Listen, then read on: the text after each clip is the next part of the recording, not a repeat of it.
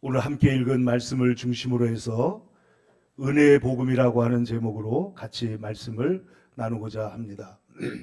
우리가 이미 4시간에 걸쳐서 거듭남의 복음, 영생의 복음, 천국 복음, 그리고 아들의 복음, 예수 그리스도의 복음에 대하여 말씀을 나누었습니다. 오늘 은혜의 복음은 이 복음에 있어서 가장 중요한, 가장 중심이 되는 메시지라고 할 수가 있습니다. 우리가 성경을 말할 때 성경은 한마디로 은혜의 책입니다. 성경 전체를 꿰뚫는 한 단어만 딱 고르라고 한다면 그 말씀은 바로 은혜가 될 것입니다. 물론 하나님의 나라는 정의와 사랑이 입맞추는 나라입니다. 공의도 필요하고 사랑도 있다는 것이죠. 이 두 가지가 같이 있는데 우리 인간이 그 의를 행할 만한 능력도 없고 그 자격을 잃어버렸기 때문에 십자가 위에서 예수님께서 그 우리의 의를 다 담당하시고 하나님의 의라고 하는 새로운 프로덕트, 새로운 생산품, 이 하나님의 의를 대체해서 나의 의 대신에 우리에게 안겨주심으로 말미암아 하나님의 백성이 되게 하셨는데 그것이 바로 하나님의 은혜라는 거예요. 그렇기 때문에 이 하나님의 은혜가 우주의 원리요, 교회의 원리요, 가정의 원리가 되어야 될 줄로 믿습니다. 그래서 우리의 가정이 은혜 위에 서게 되면은 서로 정죄하고 그리고 깔짓 듣고 문제를 일으키던 사람들이 은혜의 시각으로 돌아가게 되면 모든 것이 달리 보이게 되고 달리 해석되는 것이죠. 그래서 우리가 계속해서 말씀을 나눈 대로 너희가 지금은 모르지만 이후에는 하리라. 지금 보면 한심합니다. 지금 보면 부족합니다. 지금 보면 문제가 많습니다. 그러나 예수님께서는 이 모든 것을 은혜의 관점에서 보시고 지금은 모르지만 이후에는 알리라. 이것이 예수님의 믿음이고 이것이 예수님의 소망이고 이게 예수님의 사랑이고 은혜다라는 거예요.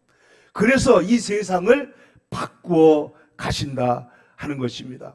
여러분, 하나님 나라에서 정의와 공의는 절대로 중요한 것입니다. 하나님은 공의로우시기 때문에 죄를 용납하거나 그대로 받아들일 수가 없습니다.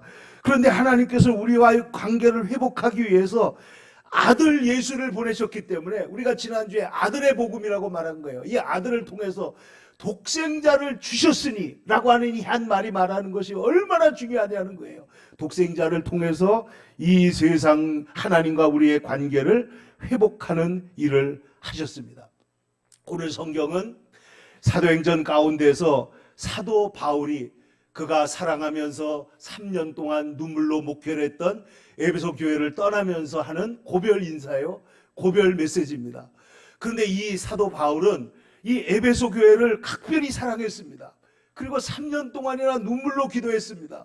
그런데 이 교회를 떠나면서 오늘 마지막에 말하는데 이 예루살렘으로 가면 이번에는 잡혀갈 것이다. 생명을 아마 잃을 것이다. 아마 여러분을 다시는 보지 못할 것이다. 과연 예루살렘에 올라갔다가 사도 바울이 체포돼가지고 로마로 압송돼가지고 결국은 로마에서 하나님 앞에 예수님의 이름으로 순교를 당하게 되지 않습니까? 근데 오늘 성경에 보면은 22절에 보라 이제 나는 성령에 매여 예루살렘으로 간다. 성령이 이끄시는 대로 나는 지금 예루살렘에 간다. 예루살렘에 가면 성령께서 내게 말씀하시기를 결박과 환난이 나를 기다린다고 한다. 결박과 환난이 있다고 한다. 그래도 성령이 인도하시기 때문에 나는 사명을 따라서 예루살렘으로 올라간다. 이렇게 말했습니다. 예수님도 굳게 결심하시고 예루살렘에 올라가기로 굳게 결심하시고 말씀하시기를 선지자가 예루살렘 밖에서는 죽는 법이 없다.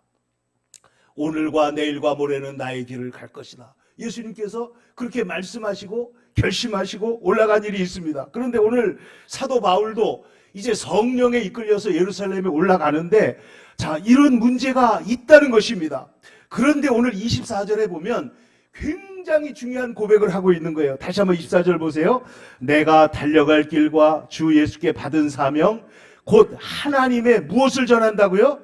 은혜의 복음을 증언하는 일을 마치려 하면은 나의 생명조차 조금도 귀한 것으로 여기지 아니하노라.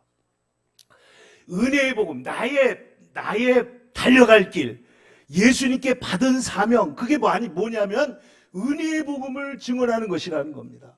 지난주에 우리가 말씀을 나눈 대로 복음의 앞에 수식어가 붙는 때가 있는데 하나님의 복음, 예수 그리스도의 복음, 아들의 복음, 천국 복음 혹은 영생의 복음 여러 가지 이름이 붙고 있습니다만은 이 성경에서 이 복음의 특질을 가장 잘 말해주는 단어 중에 하나가 오늘 말하는 은혜의 복음이라는 말이에요. 은혜의 복음. 그래서 내가 이 은혜의 복음을 증언하는 일을 마치려 하면은 내 생명을 조금도 귀한 것으로 여기지 아니한다. 이렇게 말했습니다. 왜 은혜의 복음이 이렇게 중요한 것일까요? 여러분, 이 은혜보다 귀한 것이 없습니다. 모든 사람은 은혜가 필요합니다. 모든 사람은 그 삶 자체가 곤경에 처해 있기 때문에 여러분 잘 산다고 할지라도 이 땅의 삶이라는 것은 유한한 것입니다. 그래서 우리의 인생에는 여러 가지 문제들이 있는데 이 인간의 곤경, 인간이 갖고 있는 한계, 무능합니다, 무력합니다, 무지합니다. 우리 인간의 삶을 잘 다 해결할 수 없습니다. 무엇보다도 이 죄의 문제가 있는데 모든 사람이 죄를 범하였음에 하나님의 영광에 이룰 수 없다고 했는데 이 문제를 해결할 수 있는 방법은 은혜밖에 없었다는 거예요. 은혜밖에.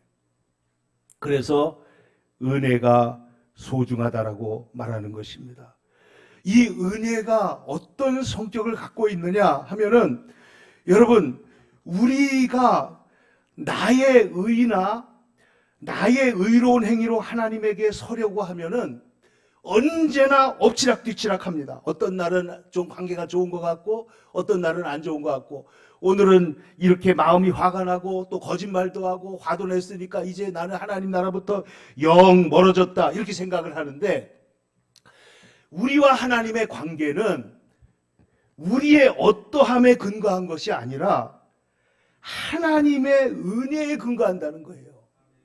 그렇기 때문에 이것은 우리의 가치에 근거한 것이 아니라 하나님과의 관계에 근거해서 하나님이 우리를 만나주시기 때문에 이 관계는 영원히 무너지지 않을 줄로 믿습니다. 그러니까 하나님께서 우리를 부르셔서 이 나와 하나님과의 관계가 나를 향하신 하나님의 은혜에 달린 것이라면은 축복의 문은 절대로 닫히지 않는다는 것입니다.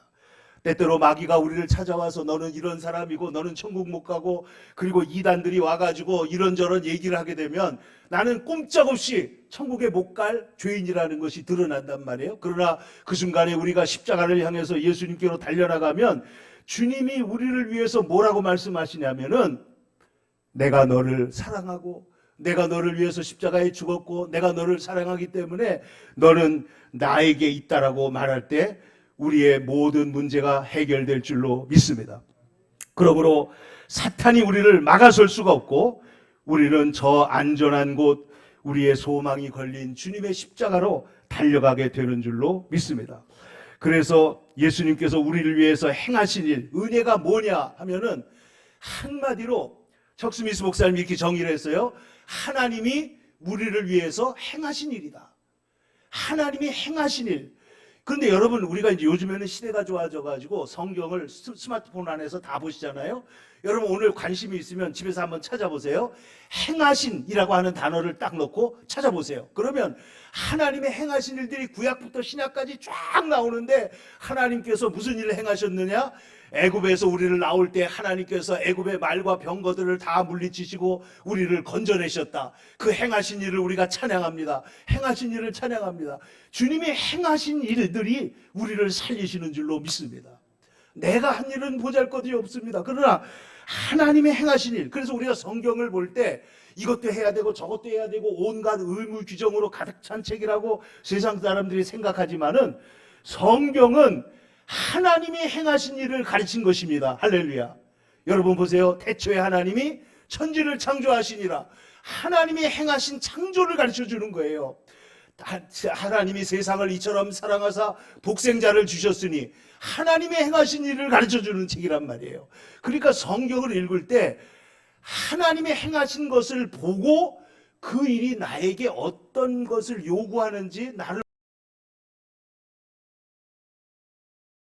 관점이 오면 그 안에서 놀라운 자유함과 그 관계 속에서 우리의 할 일을 할 수 있는 권세와 능력이 힘이 우리에게 주어질 줄로 믿습니다.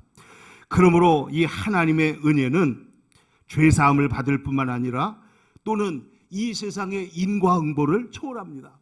우리가 지난주 금요일 날, 엊그제 우리가 금요일 저녁에도 이 말씀을 나누었지만은 여러분, 욥의 친구들이 욥에게 찾아와 가지고 욥이 그 고난을 당하는 이유는 네가 뭔가 알지 못하는 죄가 있기 때문일 거라는 거예요. 계속해서 정죄합니다. 처음에는 위로한다고 왔습니다. 7일 동안이나 아무 소리 안 하고 같이 있던 친구들이 돌변해가지고 말을 하는데 속에 있는 것이 나오는데 정죄합니다. 판단합니다. 계속 얘기하는 거예요. 여러분, 우리가 어떤 얘기를 할 때 사실을 얘기하는 것도 있고 위로하는 얘기도 있고 말을 하는데 판단하는 말들이 많아요. 근데 우리의 용어 속에 이 판단하는 말들을 바꾸어 갈 필요가 있습니다. 그 욥의 친구들은 욥을 지금 위로하는 것 같지만은 욥이 그랬잖아요. 오죽하면 너희는 나를 번뇌케 하는 위로자라 그랬어요. 위로하면 위로할수록 번뇌가 더 생긴다는 거예요. 계속해서 그렇게 합니다. 그런데 마침내 은혜로우신 하나님께서 뭐라고 말씀합니까? 너희가 욥보다 옳지 못하다. 욥이 의롭다는 거예요. 너희가 옳고 그름을 말했지만은 욥은 이 고난 속에서 왜 나에게 이런 일이 있습니까? 라고 고민하고 있었지만 하나님은 욥의 기도를 통해서 친구를 용서한 거예요. 여러분, 은혜는 인과응보라고 하는 세상의 원리도 초월합니다. 하나님이 정의롭지 않기 때문이 아니라 하나님은 그것을 넘어서서 우리에게 은혜를 베푸시는 분이라는 거예요. 그러므로 은혜는 이를 악물고 억지로 하는 봉사를 사랑과 기쁨이 가득한 봉사로 바꿔놓습니다. 이거 하지 않으면 여러분 이단들 보세요. 이걸 해야지 천국 가고 이걸 해야 생명책에 이름이 기록되고 이걸 하지 않으면 뭐 심지어 이 이슬람 같은 데서는 네가 만일 이 성전이라고 그러잖아요. 그걸 통해 가지고 네 목숨을 바치면 천국에 가가지고 아름다운 미녀들이 뭐 20명이라나 몇 명에 둘러싸여서 네가 영원히 살 거다 이런다는 거 아니에요? 코미디 같은 소리지만은 그거를 믿고 그 사람들이 지하드라고 하는 성전에 나와서 사람들을 죽이기도 하고 그럽니다. 그러나 은혜는 우리의 모든 봉사를 사랑과 기쁨이 가득한 봉사로 바꾸시는 줄로 믿습니다. 우리의 삶을 바꾸어 놓는 것이죠. 그래서 하나님, 내 삶에 축복을 받지 못하는 어떤 바깥 행위가 있다 할지라도 우리가 은혜의 관계 속에 있으면 하나님의 은혜가 우리의 삶을 바꾸어 놓는 줄로 믿습니다.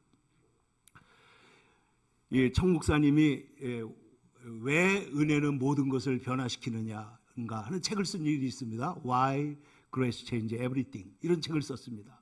그런데 그 책 중에 재밌는 얘기가 있어요. 자기가 어렸을 때 이제 고등학교 다닐 때 정말 열심히 이제 신앙생활을 하는데 그 주변에 있는 친구들이 막 기도를 하다가 성령의 불세례를 받는 거예요. 막 은혜를 받고 막 뜨거워지고 변화가 되고 막 이러는데 그런데 애들한테 물어보니까 너 어떡하니까 이렇게 성령 받았냐 그러니까 회개했더니 성령 받았다는 거예요. 근데 그 친구들은 못된 친구들이라 술도 먹고 담배도 먹고 무슨 온갖 마약도 하고 이런 친구들인데 이 친구들이 그 캠프파이어 가가지고 하나님 제가 이제 이거 끊겠습니다 그러고 막 하고 하면은 성령을 받더라는 거예요. 그래가지고 이 척 스미스라는 이제 그때 소년이죠. 이 소년이 가서 나도 성령을 받아야 되는데 하나님 나도 끊어야 되겠습니다. 하나님 저를 용서해 주세요. 그러고 막 끊는데 자기는 별로 나쁜 짓을 한 게 없어가지고 하나님 오레오 과자를 끊어야 됩니까? 껌을 끊어야 됩니까? 하나님 죄송합니다. 그리고 하는데 성령을 못 받더라는 거예요. 자기가 괴로워서 막 왜 하나님 저에게 성령을 안 주십니까? 목회를 할 때에는 아무리 열심히 목회를 해도 교인들이 모이질 않고 너무너무 힘들어가지고 한편으로는 일을 하고 한편으로는 목회를 하고 이러면서 있다가 어느 날 결심을 하고 이제 여러분 그 주보에 나와 있는 그 조그만 사진이 그 갈보리 채플의 교회 사진입니다. 그 예배당 사진에 제가 일부러 넣어놓은 것인데 거기에 보면은 자, 자기의 삶에도 이런 능력이 나타났으면 좋겠다 해서 투싼이라고 하는 곳에 사막에 금식 기도를 하러 가기로 했습니다. 그래서 물 한 병하고 노트 한 권만 가지고 올라갔는데 금식 기도를 하면서 기름 부으심이 넘쳐나기를 기도했습니다. 그래가지고 이제 주일날이 된 거예요. 그러니까 이제 제 마음의 기대가 뭐예요? 내가 금식 기도하고 왔으니까 이번 주에는 예배에 성령이 충만할 것이다. 은혜가 떨어질 것이다. 이러고 올라갔는데 정신이 혼미해가지고 말은 엉키고 도무지 예배가 되지 않아가지고 보통 때보다 예배가 더 뒤죽박죽이 됐다는 거예요. 예배가 끝나고 나서 얼마나 속이 상한지 하나님 앞에 올라가가지고 기도하기를 화가 나서 하나님, 내가 얼마나 열심히 금식하며 기도했는지 보지 않았습니까? 그렇다면 우리 교회하고 저를 좀 축복해 줘야 되지 않습니까? 근데 그때는 자기가 금식 기도를 하면 하나님이 자기를 축복할 의무가 생긴다고 생각했다는 거예요. 그런데 시간이 지나면서 그가 알게 된 것은 하나님의 은혜는 마음을 열고 받는 사람에게 주어지는 것이라는 걸 안 거예요. 그가 새로 갈보리 체프를 개척을 해가지고 부임을 해가지고 25명이 남아있어서 문을 닫을까 말까 하는 교회에 부임을 했는데 이 목사님이 거기에 가서 예배를 인도하면서 그가 하나님의 은혜를 구하게 됩니다. 그래서 복음을 전하면서 이제 그 강해 설교를 쭉 하다가 누가 로마서를 강해하면 교회가 변화된다 이런 말을 듣고 로마서 강해를 시작했습니다. 근데 목사님 고백입니다. 로마서가 교회를 변화시켰는지는 모르겠지만은 나를 변화시켰습니다. 나를 은혜의 관점을 보게 된 거예요. 은혜, 하나님의 말씀 속에는 은혜라고 하는 핵심 원리가 있다는 것을 보게 된 겁니다. 은혜가. 그래서 이 은혜 안에서 하나님의 사랑, 하나님의 은혜를 이제 알게 된 것이죠. 그래서 우리가 구원을 받고 하나님 앞으로 가는 이 모든 역사가 하나님과 우리의 인간의 합작품이 아니라 오직 하나님의 은혜로 된다는 것이다. 그래서 이 은혜로 된다는 사실을, 그래서 종교개혁자들도 왜 이렇게 강력하게 솔라 그라치아, 오직 은혜로, 오직 믿음으로, 오직 말씀으로 왜 이것을 외쳤는가 하는 것을 다시 새삼스럽게 알게 된 것이죠. 여러분, 우리 교회는 이 은혜에 대해서 아주 강한 위치를 유지합니다. 언제나 하나님의 은혜가 일하게 하는 거예요. 그런데 오늘 성경에 보면은 사도 바울은 내아에 달려갈 길과 주 예수께 받은 사명 곧 하나님의 은혜의 복음을 증언한 일을 마치려 하면은 나의 생명도 조금도 귀한 것으로 여기지 않는다. 오직 은혜의 복음 중심으로 그 은혜의 복음을 증거했던 것을 말씀하고 있습니다. 계속해서 오늘 성경에 보면은 내가 여러분의 모든 피에 대하여 깨끗하니라 내가 꺼리지 않고 하나님의 뜻을 다 가르쳤고 25절에 보면 하나님의 나라를 전파했다고 말했습니다. 그런데 오늘 29절에 보면 내가 떠난 후에 사나운 이리가 들어올 것이다 이랬습니다. 사나운 이리. 근데 이 사나운 이리가 들어와서 에베소 교회를 어떻게 휘저어보느냐면 30절 보세요. 또한 여러분 중에서도 제자들을 끌어 자기를 따르게 하려고 어그러진 말을 하는 사람들이 일어날 줄 안다. 어그러진 말을 하는 사람들이 일어난다는 거예요. 이 사람들이 복음을 훼손하는 것입니다. 복음을.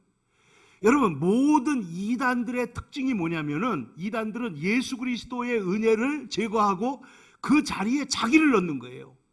예수님 대신에. 그래서 이것을 예수님 이름을 더 강조하는 것처럼 하지만은 실상은 그걸 보면 나를 따르지 않으면 너희들 천국 못 가. 나를 따르지 않으면 너희들 인생 끝나는 거야 라고 계속해서 협박하는 것이죠. 그래서 이 복음을 훼손할 것이다 라는 것입니다. 여러분, 갈라디아서에도 보면은 사도 바울이 그 말씀하기를 너희가 이렇게 속히 은혜의 복음을 버리고 떠나가는 것을 내가 이해할 수가 없다. 도무지 알 수가 없다. 이렇게 말을 했습니다. 여러분, 에베소서 2장에 보면은 우리는 은혜에 의하여 믿음으로 말미암아 구원받는다고 했어요. 그러니까 우리가 마음으로 믿어 의에 이르고 입으로 시인하여 구원에 이른다 돼 있잖아요. 믿음은 들음에서 난다 그랬고, 우리가 믿어서 구원을 받는데, 이 에베소서의 말씀으로 들어가 보면 이 믿음도 by grace예요. 은혜에 의해서 구원받는 거예요. 믿음을 통해서 구원받지만은 그 믿음이 이루어지게 하는 사실 자체가 하나님의 은혜로 된 줄로 믿습니다. 그렇기 때문에 이 은혜가 복음의 핵심이다, 이렇게 된 거예요.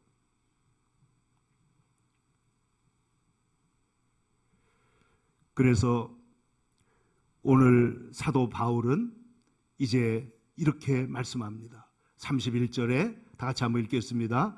그러므로 여러분이여 일깨어 내가 3년이나 밤낮 쉬지 않고 눈물로 각 사람을 훈계하던 것을 기억하라. 그럼 눈물로 훈계하던 내용이 뭘까요?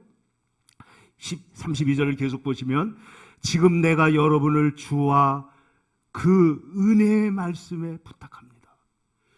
여러분을 주님께 부탁합니다. 그리고 은혜의 말씀에 부탁합니다. 이 말씀이 너희들을 능히 든든히 붙잡아주고 세우게 하시고, 그리고 거룩함을 입은 자 모든 자 가운데 있는 기업을 잊게 하실 것입니다. 은혜의 말씀 앞에 내가 여러분을 부탁한다. 은혜의 원리를 갖고 살라는 거예요. 그래서 여러분, 이 땅에 경쟁과 소외가 있는 땅에, 혹은 판단과 정죄가 있는 곳에 은혜가 들어오면 모든 것이 변하는 것이에요. 여러분, 가정은 이 세상에서 가장 은혜가 작동하는 것입니다. 잘못하고 들어와도 용서해주고, 실패하고 들어와도 다시 도와주고, 넘어진 자를 일으켜주고, 이게 은혜가 하는 일이라고 말이에요. 그런데 하나님의 나라는 은혜의 나라라는 거예요. 하나님의 나라. 넘어진 자를 세웁니다. 여러분, 그래서 누가복음 1장에 나오는 말씀을 예수님이 자에게 복음을 전하게 하시려고 기름을 부으시고 나를 보내사 포로된 자에게 자유를, 눈먼 자에게 다시 보게 함을 전파하며 눌린 자를 자유케 하고 주의 은혜의 해를 선포하게 하려는 것이다. 자, 보세요. 가난한 자에게 복음이 전해집니다. 포로에게 자유가 생깁니다. 눈먼 자에게 다시 보게 됩니다. 눌린 자가 자유롭게 됩니다. 우리가 첫 시간에 말씀 나눈 대로 그 홀로코스트에 걸려있던 사람들에게 그 아우슈비츠에 처음 미군이 들어왔을 때 그 독일군들이 물러가면서 그 자유가 들어올 때 이 사람들이 얼마나 놀랐냐는 거예요. 얼마나 놀랐냐. 우리 8.15 광복절이 일어났을 때 그 이전에도 시문이라고 하는 기독교 소설가요 시인인 시문 선생이 쓴 그날이 오면이라는 시를 보면은, 그날이 오면 삼각산이 일어나 더덩실 춤이라도 추고, 그날이 오면 통일의 해방의 날이 오면 이렇게 좋을 것이라는 거죠. 그런데 복음이 우리에게 왔는데, 오늘 예수님이 뭐라고 말씀하시냐면은 은혜의 해를 선포하려고 하는데 오늘 이 글이 너희 귀에 응하였느니라. 할렐루야. 오늘 이 글이, 이사야의 예언했던 글이 이 땅에 임했다라는 것이에요. 이게 무슨 말이냐면은 율법의 시대가 가고 은혜의 시대가 왔다는 거예요. 우리는 정말 좋은 시대를 사는 겁니다. 우리는 복음의 시대에 살고 있는 줄로 믿습니다. 복음의 시대에 있는 거예요. 은혜의 시대. 그래서 오늘 너희 귀에 이 글이 응하였느니라. 어둡던 이 땅이 밝아왔습니다. 예수님의 말씀을 듣는 사람들, 이 오늘이야말로 구원받은 날이 되었다 하는 것입니다. 이 은혜의 해라고 하는 것은 구약 성경에서는 희년입니다. 여러분, 희년이 되면 어떻게 되죠? 희년이 되면 모든 빚진 것들이 다 탕감되는 거예요. 모든 빼앗겼던 것들이 다 회복되는 거예요. 그런데 예수님께서 우리에게 오셔서 선포하시는 희년은 그것보다 더 놀라운 것입니다. 하나님, 이 세상에 하나님 나라를 잃어버렸던 사람들이 하나님 나라를 회복하게 하시고, 그리고 주님의 영원한 은혜의 관계 속으로 우리를 들어가게 한단 말이에요. 그러니까 이 해방이라고 하는 것은 우리를 단지 건지고 자유케 하고 그리고 다시 보게 되고 이렇게 된 것만이 아니라 내게 기름을 부으사 하나님과 우리 사이에 사랑의 관계, loving relationship을 우리에게 회복하신 사실인 것을 여러분 기억하기를 바랍니다.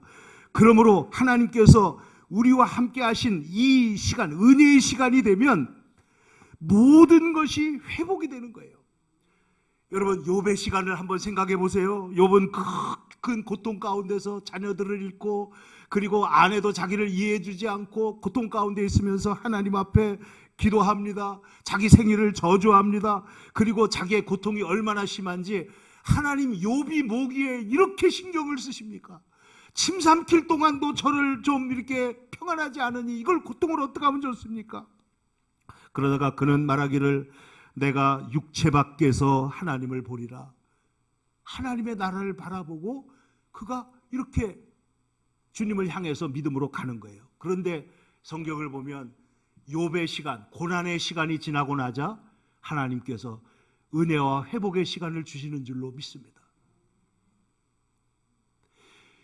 욥에게 주신 결말을 너희가 보았거니와, 주시는 결말이 있었어요. 그러니까 이 모든 고난의 시간들이 힘들었지만은 그는 고백하기를 내가 전에는 하나님에 대해서 귀로 듣기만 했으나 이제는 눈으로 배웠습니다. 고난조차도 은혜 속에 있었다는 것을 알게 되는 거예요. 요셉의 시간을 생각해 보세요. 그는 감옥에, 그는 억울하게 팔려가는 고통의 시간이 있었습니다. 노예로서 종살이하는 시간이 있었고, 그리고 더 지나가서는 감옥에 들어가는 감옥 시간이 있었습니다. 괴로움이 많지요. 그래서 그는 나가기를 원했지만은 나는 감옥에 들어올 만한 일은 하지 않았습니다. 저는 그 말이 너무 마음에 들더라고요. 요셉이 나는 의롭다거나 나를 누가 이렇게 모함해서 나를 이거 집어넣었다거나 이런 구구절절한 얘기를 하는 게 아니라 딱 한마디 하는 거예요. 나는 여기에 들어올 만한 일을 하지는 않았습니다. 그런데 예언해 주었던 술 맡은 관원이 나가서 잊어버리잖아요. 요셉의 시간은 끝나는 것 같습니다. 그러나 하나님께서 가장 귀한 시간에, 가장 필요한 시간에 그 꿈이 생각나게 하시고, 바로가 꿈을 꾸게 하시고, 요셉의 시간은 변해서 축복의 시간으로 바뀌게 되는 줄로 믿습니다. 시편을 보면 다윗이 어느 때까지입니까 하나님? 어느 때까지 나를 이렇게 내버려 두십니까? 이런 기도를 하는 게 여러 군데 나와요. 다윗의 시간이 고난의 시간인 것 같지만은 그 시간이 지나고 하나님의 역사가 나타나는 줄로 믿습니다. 아브라함도 마찬가지입니다. 약속을 하셨는데 아들을 안 주는 거예요. 25년이 지나갑니다. 그래서 그동안에 이스마엘도 낳고 또 뭐 여러 가지 일들을 하지만은, 그러나 그 아브라함이 끝까지 하나님을 믿고 나아갈 때 결국은 아브라함을 통해서 하나님께서 이 놀라운 구속사의 첫 아버지로서 하나님께서 그를 높이 세우고 축복하는 걸 볼 수 있잖아요.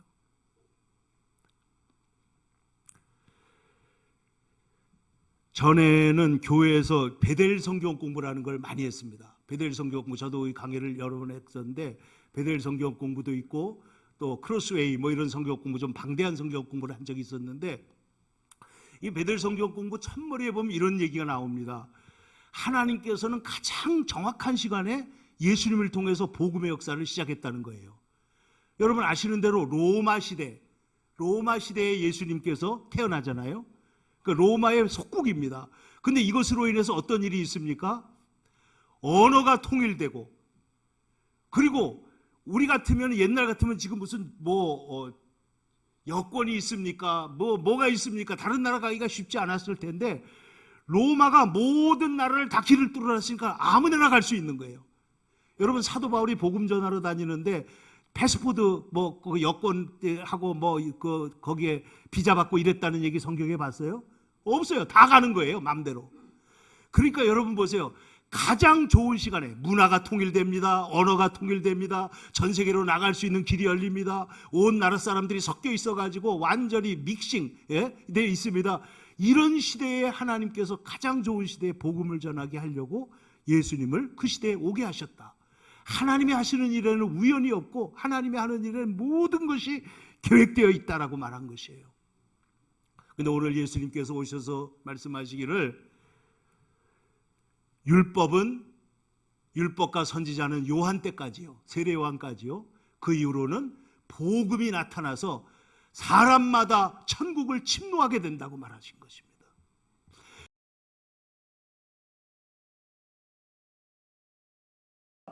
은혜, 이 은혜로 하나님과의 관계를 맺고 누리며 살아가는 여러분이 되기를 축원합니다. 그러면 주님과의 관계가 하나님 앞에서 풍성한 사랑 안에 있기 때문에 이것은 하나님께 나갈 때 다시 한번 말씀합니다. 우리의 가치를 근거로 나가는 것이 아니라 하나님과의 관계를 근거로 나가기 때문에 이것은 무너지지 않는다는 거예요. 중요한 것은 그 하나님의 은혜로 이루어 놓으신 아들의 복음, 그 십자가의 복음을 잊지 않고 여러분 우리의 마음속에 받아들이고 그 은혜 안에 살아가시기를 축원합니다. 뿐만 아니라 더 나아가서 하나님께서 은혜의 복음 안에서 우리의 죄 하나도 짓지 않은 것처럼 우리를 온전히 의롭다고 여겨주시고 요로바스에 나와 있는 말씀대로 그 불법의 사하심을 받고 죄의 가리우심, 그러므로 자격이 있어서가 아니라 하나님이 우리를 사랑하시기 때문에 하나님과의 사랑의 관계에 들어가게 되는 것입니다. 그 은혜 안에서 그 부유하고 풍성한 사랑을 누리는 것이 얼마나 기쁜 일이냐. 두려움이나 초조함이나 혹은 경쟁이나 소외, 판단과 정죄 이런 것들로 가득한 세상 속에서 은혜가 주는 자유함을, 복음의 자유함을 누리면서 우리에게 주은 모든 사명을 오늘 사도 바울이 말한 대로 이 은혜의 복음을 증거하는 것을 위해서는 내 목숨도 소중하지 않습니다. 이것은 가장 귀한 것입니다.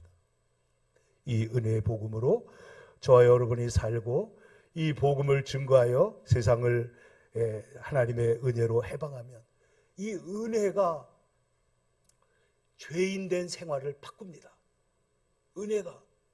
은혜가 삶을 바꾸는 거예요.